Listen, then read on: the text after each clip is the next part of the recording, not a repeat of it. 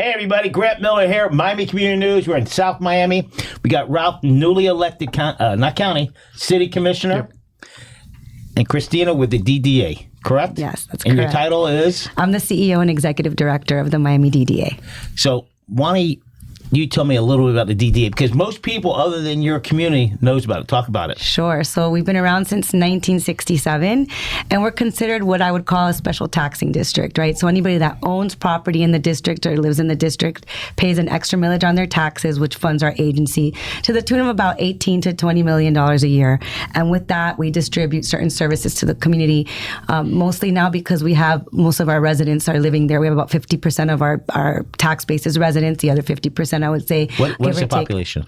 150,000 residents now, approximately. Boy, 150,000. Yes. And is that just in your district? So no, that it's within the downtown development district boundaries, which includes the bulk of Brickell, the central business district, and what they call the arts and entertainment district, which is where you find Miami World Center. Which, if you remember, Grant, not too long ago, that area was completely empty and considered blighted and pretty sketchy. And thankfully, due in large part to the efforts of the DDA, what address folks is have that? moved in. So essentially, on the northern part, it's 395. Oh, gotcha. Right where the arena, where the Kaseya Center. Right. If you were to look to the left. west, to the left, then that'd be the whole area of the Miami World Center. Gotcha. I'm getting off track. Yeah. I ate at Earl's. Okay. That's not the Earl's I know. Right. The Earl's I eat at is kind of not great food. That one was like, wow. It was We've got impressive. a bunch of beautiful restaurants. It's a $6 billion operation there. It sure is. It Wow. sure is. Yeah. And it's a hidden secret because I never knew about it. It just opened this year. So, I mean, more and more people are finding out about the amenities there. You got the Museum of Ice Cream there. I'm an ice cream. That's why I went there. I think we're all ice cream fanatics. If you're an ice cream fanatic, you definitely got to go. It's a great place to bring your children. And then you got Lucky Strike, the bowling alley. We finally have a bowling alley in downtown Miami. So that development itself has brought in a lot of revenue to our agency. And we really were part of the agency that helped kind of develop and see what that would look like on a footprint. Actually, the developer that did that development was on our board up until not too recently. So really added kind of that whole amenity to have this whole live, work, play, invest environment that we have now in downtown. Clarify. Live, work, play. Invest. And that's the last one. Live, work, play. Learn and invest. Absolutely. Ooh, I like that. And worship. Yeah, you've got Miami-Dade College has been one of the anchor institutions for the DDA for, I guess, 65 years now. They just had their birthday. And really the rebirth of downtown is due in large part to the DDA's advocacy over the years. I mean, for a long time, folks didn't feel safe in downtown Miami, and they avoided it like the plague, which is why you saw so much vacant land in the heart of our city. It made no sense. Did you feel safe? How old are you? I'm 53. Okay, so 30 years ago. I would not have spent any time in downtown. That's the reality. And my mother-in-law owned a business off of Flagler for several decades as well, and felt very, very, very sketchy. You wouldn't want to be there past 5. And that's really changed in the last couple of decades. Really, it's gotten much better in part due to the agency's advocacy efforts. In part, I know I have ADD. The homeless is how many? So within the district, within the DDA district or the city? Within the city, it's about less than 1,000 within the city of Miami. In your district? In the district, I would say no more than approximately like 400 in my area. That includes the park. Correct. Right front. Yeah. Absolutely. Yeah. We'll get the new because numbers. Because the park, homeless go in the park. Right. The park is closed at nighttime, but we'll get new numbers now coming in the next month or so from the Homeless Trust. They do the count twice a year in August and January. But going back to a point about how downtown has grown, I just want to mention that, remember during the recession in 2005, that we had all these condo buildings and they were empty. So our agency was the key to advertising that those condos needed people to live in them. And what we did was we did a big push at the time and advertised to the younger millennial population that were working in downtown. And so that population has basically made a life in downtown. They got married, they had their children. And so with this kind of new population, we've grown almost like from a teenager, so to speak, into like adulthood together. And that's why you see all these amenities coming forward as well. You have a high school now in downtown. Yes, we have. Yeah, we do. Oh, how many high schools? 1 or 2? We have one high school in downtown in the district. One's coming, and right? another one, we have a middle school that's coming, which is Southside Middle. It's an expansion. That's about to open now, the expansion of it. Yeah, which the DDA advocated for that. that. Yeah. Now And I was personally involved in Brickell Matter, which is I the was high just going to school. say, that's a high school, right? Yeah, it's beautiful. That's beautiful. the, who runs that? It's Academica. It's a charter school, but it's part of the Matter brand. Academica. Yeah. They hit home runs. Yes, they He's like a cat. He always Yeah. lands on his feet, does the right things. I started at the DDA about 10 and a half years ago, and we worked on that project up until it was out of the ground, and just really proud that we were able to do that in downtown because of the need for, we found at the time, because these residents were growing, having their families there, we had great elementary schools, we didn't have very many middle schools, and we had no high schools. This was part of the reason why the board got behind adding more schools, and it was really part of that advocacy effort that we saw that to fruition, really listening to the residents and their needs over the last 10 years. So I'm jumping around. You got 150,000 people. And 250,000 daytime workers or people coming in and out of there. You have 5% of Dade County. Yes. Yes. All within Very essentially dense. a Is that my few math blocks. right? Very dense. Yeah, Grant, this is something I went that to Palmetto High School, so it's a wonderful high school, so I know you got a great education. This is something that I think most folks in Miami, even if we've, like myself, Miami natives, folks don't recognize this, but we essentially have three major skylines in the country, right? Most urban skylines. We're talking about Manhattan, Chicago, and then downtown Miami. So this is an area that by its very nature, you're going to have the biggest buildings, the largest concentrations of density, essentially anywhere in the country except for those other two places. This is an area that's going to require special attention far beyond what any other neighborhood in Miami is going to need, or Miami-Dade County certainly. And so that thankfully we have this agency that's been able to cater to those needs over the years and make sure we have additional policing, make sure we have additional folks helping out with some homeless challenges, promoting the area, doing all sorts of things that you just don't need in the neighborhood where I live, for example, right? I represent District 4. Those are the folks that voted me in a couple months ago, and it's a pretty. Your district's very west. It's very west. wide west, starting on 17th Avenue, going west essentially to the Palmetto, and what you have are more mom and pop. The city of Miami ends just east of the Palmetto, and my district ends there off of 73rd Avenue. And so, I represent the sort of most established, most single-family neighborhood. We don't need any of the kinds of things that the DDA has and absolutely needs within its boundaries. And so this is something where, yes, the full city, benefits from downtown being successful, but the reality is the folks that really benefit are the folks that live and work downtown. Right.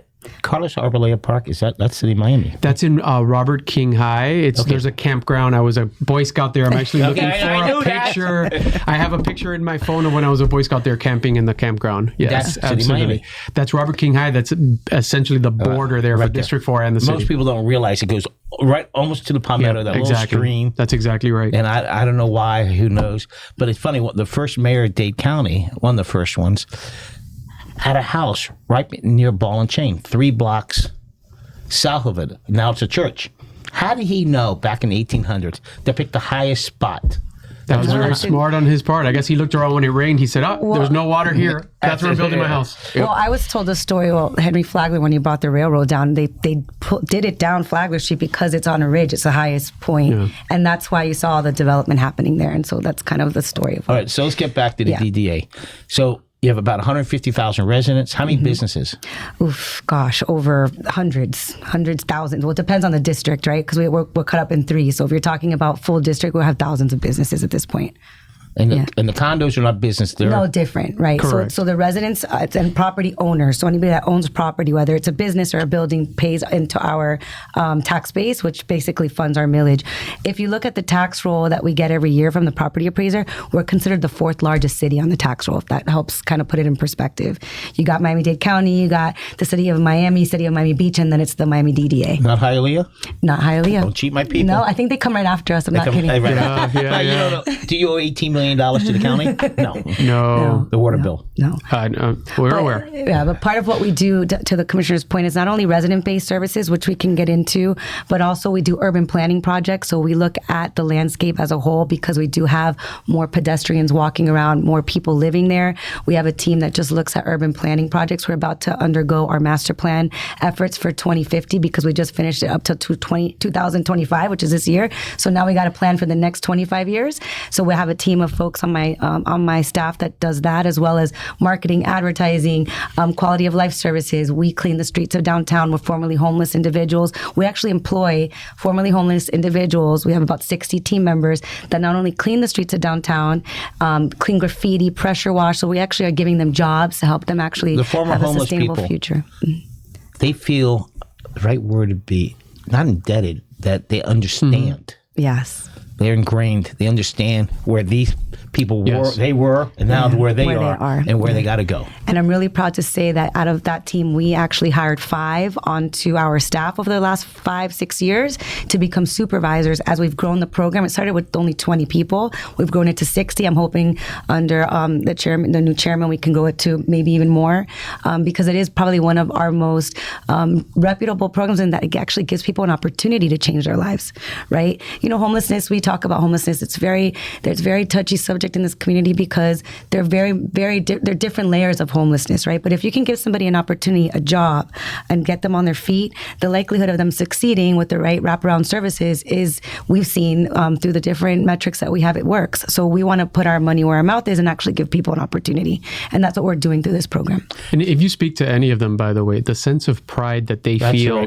because they are now back on their feet, they're contributing to society, and they're helping others that are going through even more challenging circumstances than they have. And it's really amazing. They're beaming with pride.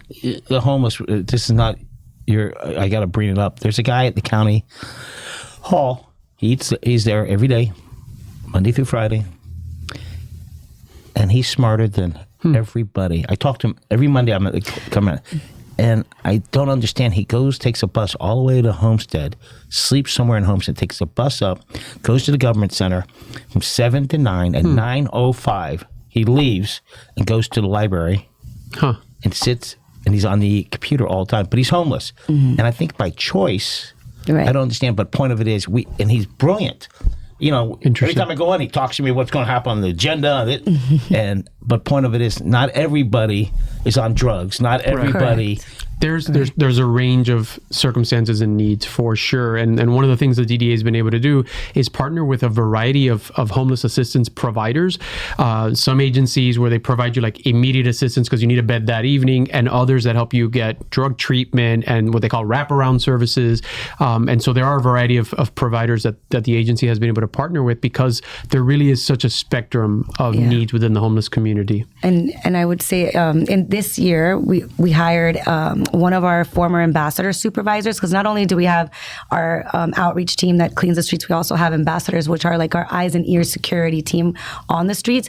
We hired that supervisor on the team because he had such a passion for this case management work. We cross-trained the ambassadors, which are the security eyes and ears team, to learn how to engage with the homeless. We started to get numbers, and I was able to see where we really could help. And so we hired him on board to case manage from our office, right? That way we could have metrics. And this year what we're proposing is to take it a step further, because we do see a lot of substance abuse and mentally ill on the streets of downtown. We're part of what we call the Homeless Management Information System, where we actually put in the data that the entire county uses, and like that we can really drill down. And this year we're proposing with this budget to add a mental health coordinator in partnership with potentially Jackson or Camilla's house, to be able to really target those mentally ill, very, very sick individuals that are on the streets of our urban core. The challenge, we're going to get more back in the DDA. My personally challenge, is I don't want to bring more businesses down here. I want to fix our community, because if we fix our community, businesses are going to come. Right. Ken Griffin, we didn't ask him to come. Nobody begged him. He showed up on his own. Yeah. Yes. I was on Flagler last, 2 days ago, 3 days, I don't remember. Anyway, I don't know if it's downtown, but going through downtown, all these empty stores. Right. And in my head, now I'm out of downtown, more into the outskirts, and I'm going, what's going on? This is the problem is a business wants to come to Miami, but they see the empty stores. We got to figure out. So let me tell you what Not we're just doing. you guys. Yes. Dade County, my biggest issue is Dade County's not helping us, the small business owners, how to survive. Right. And we recognize that, and we are working to figure out what partnerships we could have, not only with Dade County, state, federal, all that, and advocacy efforts, but what we're doing is we're offering incentive grants to those individuals that want to bring businesses to the ground floor retail spot specifically to target Flagler Street. Now we invested in this beautiful street. It's open for business.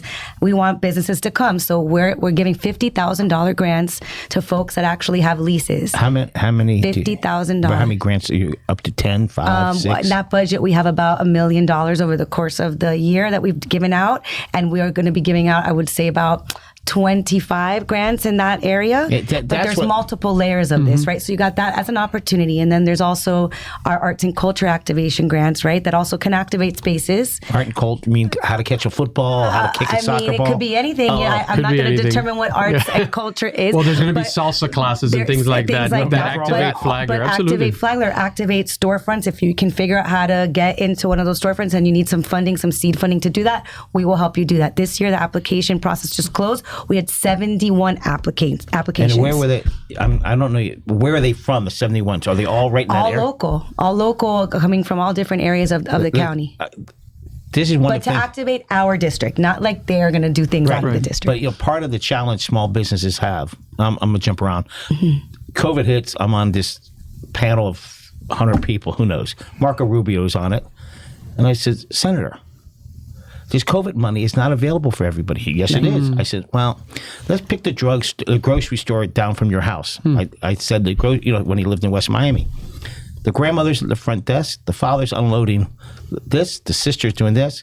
The great-grandmother is doing the books. They don't know how to do the books properly. Right, right. And challenges, Strive 305, a county initiative, and this is thing. We have to help that business how to be more successful. Not just give them 50,000. Yeah. We need to make sure that you're doing it right. Right. Well, in our case, we definitely checked and make sure that they're a stable business. We're not just giving out $50,000 grants. No, but I'm saying, and they have to have at least a 3-year lease. But to your point about helping those mom and pop, the county does a good job of that. We come in at that second layer, I would say. Right. We want to help the businesses that are ready to fly, and we want to lean on our partners to support those that need that extra help. We did get into the business during COVID on doing some of that education initially, and we found that we weren't the right avenue to do that. So we partnered with the county and Prosper and some other external partners to be able to do those type of training. So we do offer that. You can see them all on our YouTube channel, by the way, from how to market your business online to how to do your financials. We have a slew of different kind of educational opportunities that we offer during that time. Now we're kind of switching gears because we want to see people in the spaces. So we're really focusing on targeting those empty spots to bring people and business back to the spaces. I have to correct you. That's your statement. My statement is I don't think the county's doing a good job at it. Okay, understood. Okay, that's my opinion. They need to do a better job because when the tourists come in for a Heat game or Marlin game and they're staying next to each of the arenas, one block either way, it's not a bad neighborhood. Just stores are closed. We have to. Whether you do salsa classes, whatever, we need to make the streets alive. So there's a couple things I wanted to mention. Exactly, using salsa as just one example. Can you dance salsa? I can, but I am very much looking forward to taking those lessons starting in a couple of months because I could be better. Yeah. Okay. Good answer. Although I have many pictures of myself dancing salsa, so I got some bona fides on that. Okay. But there are a number. The activations matter because even though it's not directly putting a business in a storefront, it's the kind of thing that activates the streetscape overall. You get lots of folks on there with disposable income, and suddenly a business says, oh, that's probably a good place to locate. What was mentioned about Prospera is also very important because to your point that there are a lot of businesses that they're struggling, and part of it is they don't necessarily know how to run a business per se. That's correct. That's a nonprofit organization that helps folks put together a business plan, a marketing plan, puts together your website, and does a lot of these things that folks maybe didn't get the opportunity to learn because they fled another country and then bootstrapped up, but they could take it to the next level if they had that support. And thankfully, the DDA partners with Propera to help folks do that. So that used to be organizations like Miami-Dade College. We've done a slew of different partnerships to make that connection. And to your point, so you said the Casella Center and that everything's dark.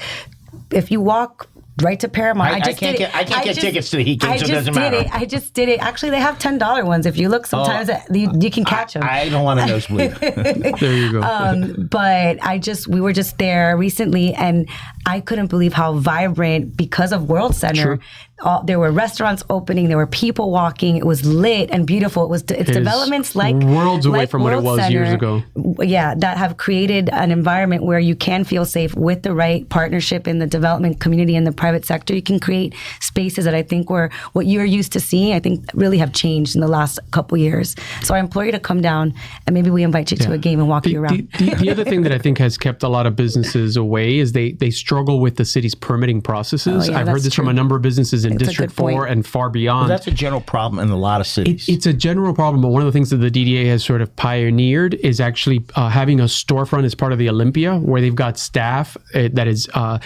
folks that can help you pull your city and even your county permits, right? Because folks say, oh, fine, I'm getting through the city process, but this Durham permit is impossible. They've got folks that will walk you through the process. Durham is a huge problem. Notorious, so absolutely thank you, notorious. Commissioner, for bringing that up, because it's a great point. We started this about a year and some months ago.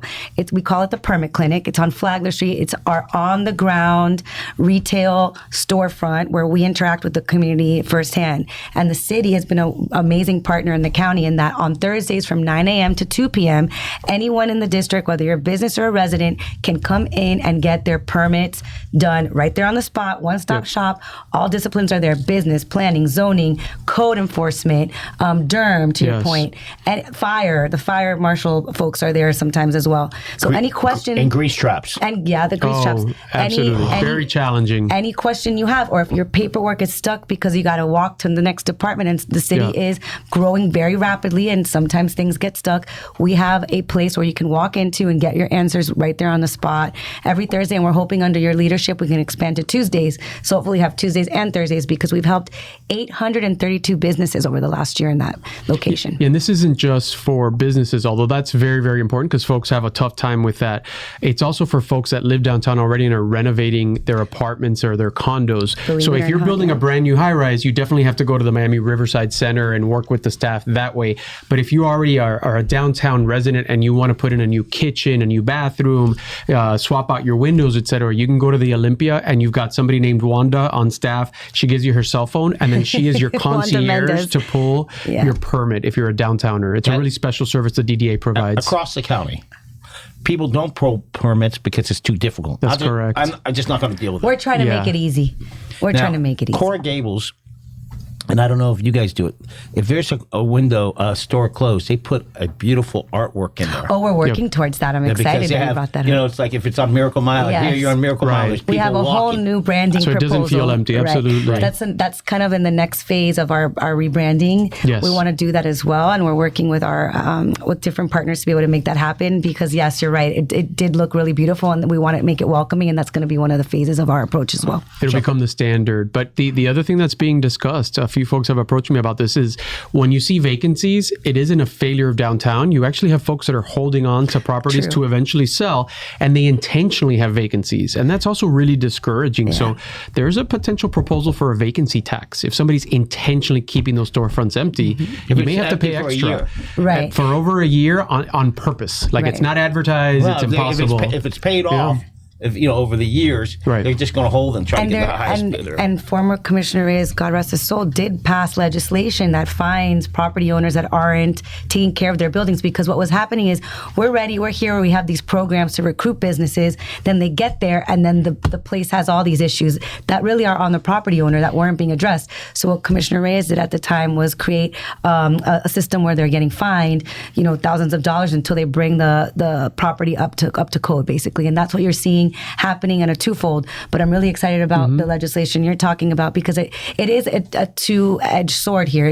Here we are an agency trying to recruit business and trying to make things better, but we also do need the property owners to do their part, because we can't sell a downtown to people that are buildings that aren't ready to be inhabited or that they're not safe. So we really do need the community to come to us and help us with that as well.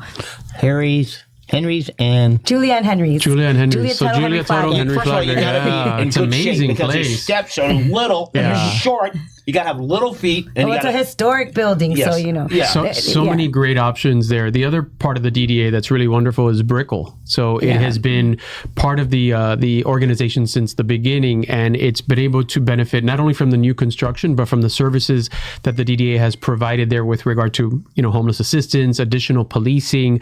Something that was launched just in the last few days is a DDA exclusive drone.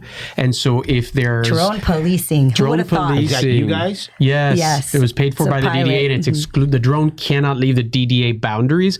So if there's any large event with any sort of crowd issues, So if you City hear Miami, gunfire, Police.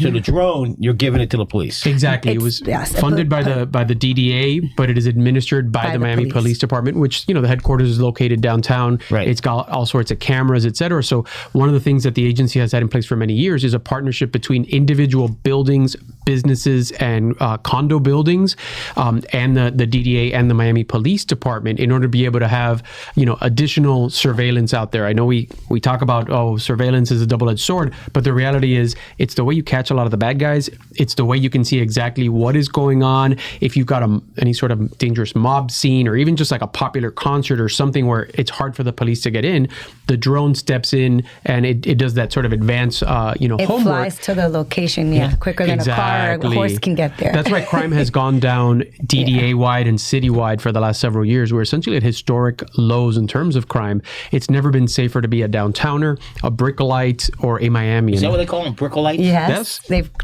coined their own. What's that called? term. Restaurant. My son lived in Brickell Heights before this year, and the restaurant across the street starts with not Mojo's. Right there. All I know is Mary Brickell Village in that area. There's a bunch of them in there. That's been really successful. Yeah, Yes. that's a great area. So we're going to jump around. People move to suburban area for the 3 Ps: police, parks, and public schools. Right. Now, even though they might be able to afford the way the state is, a private school, they want to have the option. So, police in your district, in your community, big presence? Yes. In fact, the DDA allocated $1.2 million for additional police hours, especially in the nighttime hours. You guys pay that to the police to have overtime? Correct. They do overtime in the nighttime hours where they're actually walking the streets of downtown. It started in the Central Business District, especially. No horses? We're getting horses. They're I just- coming. I was To about me- to mention the horses. We've got to the name horses the horses. are coming. They're Well, coming. We've got to name the drone too. The We've got to next- name the the drone next You need, to contest. have you need to have a contest for Absolutely. the horses. But I was just in Chicago, and those horses Horses are everywhere. it's everywhere. Yeah. You understand? Yeah.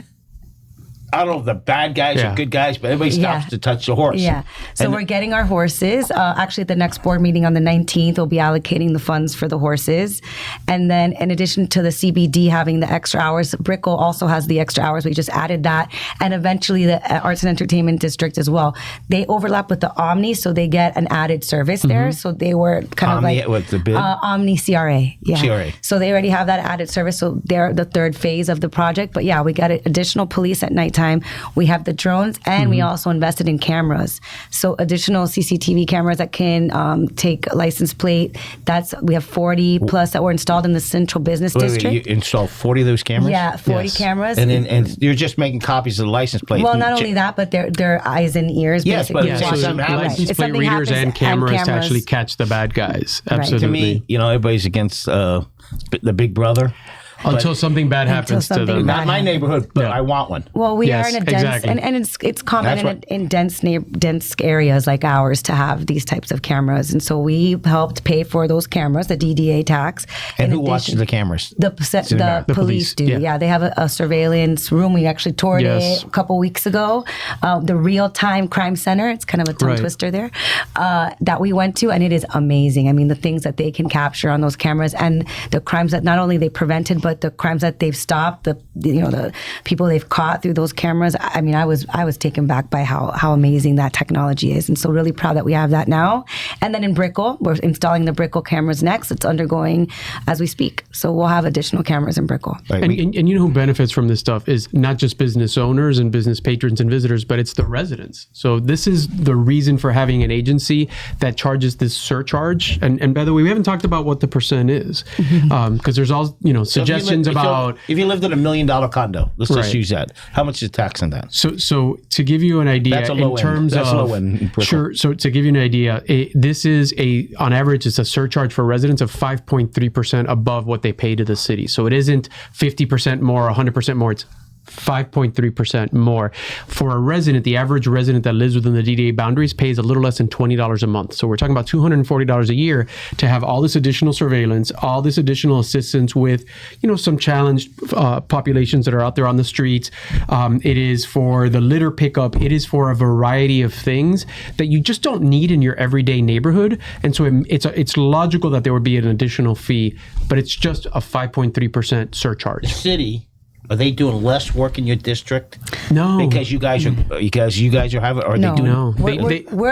we're going over and beyond what the city does. Exactly. We're So it going over and supplements beyond. what the city is doing. So it isn't that the city is somehow like, okay, we're going to not do Pull anything back, because right. they're covering it. They would do like what same they with would do baseline. anywhere else. And then this helps us to cover that gap because they just need so much more. I just want to go over. You're 5% of Dade County, this area, correct? 5%? What? The population. Approximately. You got yeah. 150,000 people, give or take, Yeah. in and out. Yeah. In So Dade that's- County, yeah. 3 million. Okay. A little bit quicker more math than I can do, Yeah, but yeah, okay. than 5%. Yeah. So that's some quick math. Yeah. Makes sense. Yeah. You got Okay. it. Issues. This was founded when? 1960? 67. LBJ. Correct? That sounds right. That sounds yeah. right. Yep. Kennedy was shot in 63. Yep. There you go. November Yes. 11th, I think. Okay. It was put in. Is it anywhere else in the country they did that? Yeah, there's within Florida we have 5 DDA. So Tampa has one, Fort Lauderdale has one, Jacksonville has one.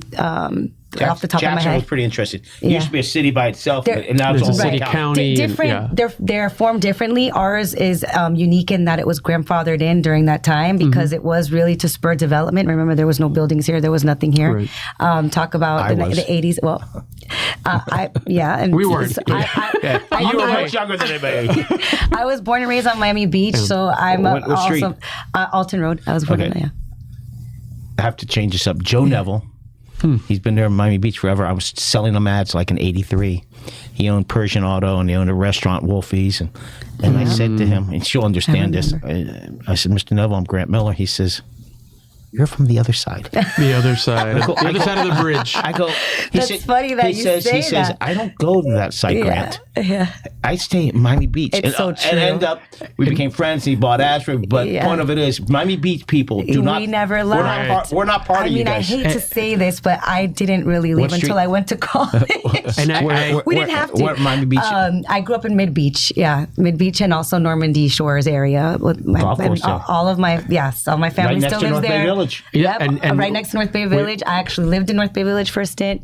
But the point of that is, so growing up on Miami Beach and having those amenities, I personally have this connection to what that felt like as a child growing up, and I really wanted to bring me personally that feel back to downtown too, because I feel like I lived there half the time anyways. And plus, a lot of my friends live there, my colleagues live there. I've been working there for 20 plus years, and I felt like, can the beach have these walkable places and these bars and restaurants and nightlife next to each other, and why can't we have that here? And kind of that's what started the whole, I think, kind of the switch, right? Because it was really in my demographic when I got to the DDA that was living there, so I could really connect with the need, and we helped through the different efforts. At the time, we changed the law, believe it or not, on Flagler, you couldn't have a restaurant, let's say, selling wine and a 7-Eleven across the street selling wine. There were distance requirements, 500 feet, so we created the Flagler district to allow for bars, restaurants, stores to have alcohol in the same vicinity, and that's what really, I think, spurred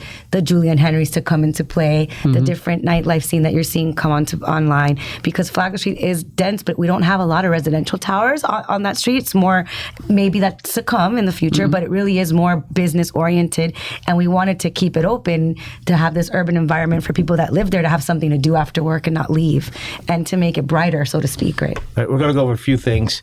There's a big issue. The citizens, if they wanted to, and if they could, they would, want to be voted out, get out of that district. What is the procedure, if there is one? Commissioner? So that hasn't happened since I've been here, but according to the city attorneys, what I understand is it's just an advertisement, right? There'd have to be a notice, just like there may be residents that want out, there's residents that want in, I would say. We have I understand a whole that group. the north east corner, They all want in. Morningside. Well, right? not Morningside. It would be more of Edgewater. So Edgewater, we stop sorry. at 24th Street right Edgewater, now. that's what I meant. And it's kind of funny. That's a great little community. It's, wow. yeah, It they're is. very, very And they very active. much want to be part of this because they want the supplemental services as well. And So what they a want to stretch it. Yeah, what a testament to growth and to like the passion of a community. I think that people wanting to become engaged and really want to be part of this conversation is a blessing, so to speak, because it shows that people care about where they live, right? So again, if they want to come out or come in, there's a process. It has to be, basically comes to our board, the board considers it. There's an ad that goes into the paper, I believe it's 30 days, if I'm not mistaken. Then it's considered back at the board, and there's certain requirements that they have to meet in order to be in or out. Is there a movement? Are there? I mean, we have not gotten the request we haven't seen, we've gotten certain groups come to say that they are unhappy. And why? And why. They've shared those in our public meetings. I hear more that people want in. Why aren't you in our district? Why aren't you providing these services? Us personally, and my office. I don't know if your office has gotten, that complaint. We know the group that has been loud about this. I count 6 people at the last meeting, I believe, were concerned about the DDA. But there's a process to do that, and we implore them to go through the process. And the process that involves public input at the board meeting, then goes to a public notice, and then eventually ends up at the city commission. Okay. Yeah, so the challenge, though, like I mentioned, is the kinds of things that are being done by the agency benefit everybody within Brickell downtown and the arts and entertainment district. So if there were ever a vote and somehow residents were removed, you should expect a drop in the level of service and probably an increase in taxes. And what I've heard proposed by several folks is, well, the rest of the city should pay for this. And I will tell you, the folks in District 4, which is where I was elected, they don't want to pay for all these supplemental services that they don't benefit from because they're exclusively to the DDA area. But time's up. I'd love to have you guys come back. Sure. These are good issues. Remember, whatever you do in that area affects all of Dade County. Absolutely. Yes, It's like South Beach. I met with the mayor of Miami Beach before he was mayor, and I said, this is my concern. As soon as he got elected, he started lighting up, putting more lights on South Beach. I went to an event, and that's what people want. People want to be heard. Yes. And what happens on Miami Beach affects us all. LeBron didn't say, I'm going to Absolutely. downtown Miami. He says, I'm going to the beach. But we're all affected. People don't realize whatever you do affects me. Right. And what's good for you is good for me. And if it's good for me, it's good for Miami. Yes, and we understand. And remember, live, work, play. Go ahead, Learn. and worship. And worship. I like that. And that makes Miami great because it's Absolutely. and right now the education program you're working on getting more schools down there because the parents don't want to be driving all over. No, they don't. Absolutely. And me being a mom with 2 kids, trust me, it's very hard to get back. So that is our main goal. And if you come and live in an urban area, you got to expect to be able to walk around and have schools in your area. And that's really what our focus is on.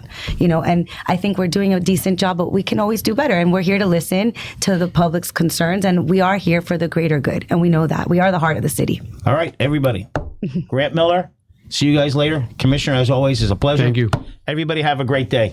Thank you.